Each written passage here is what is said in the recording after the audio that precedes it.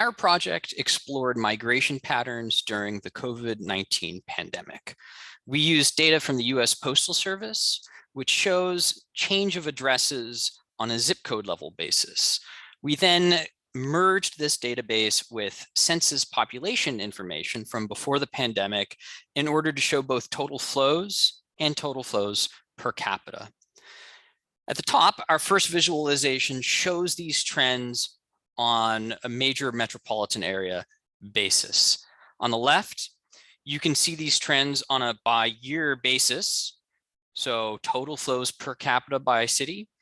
On the right, you can see the change in those flows year over year. So using the left and right charts together, you can get a sense not just of the snapshot of those trends in a given year, but how they change between times. So for example, if we look at 2019, we can see that a number of, primarily there were small outflows. Red represents outflows in major coastal areas. And in 2020, that changed pretty significantly as you had a much greater per capita amount of outflows from major metropolitan areas such as Boston, New York, San Francisco.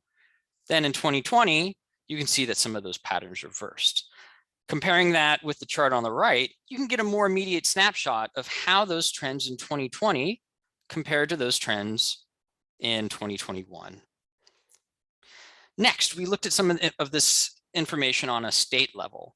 So we showed changes in migration. So again, this is similar to the chart above that was on the right, but we do it on a state level.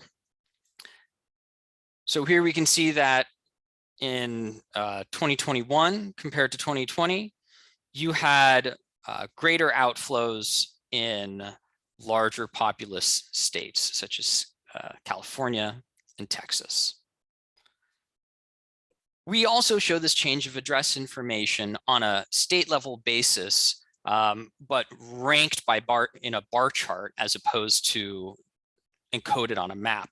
So if you wanted to get a quick idea of which states had the largest absolute outflows of individuals or families or businesses, you can, let's select one that's a little larger. You can select that and then say, I want to see the top, and I want to see the top 21 of those, and you'll get those ranked.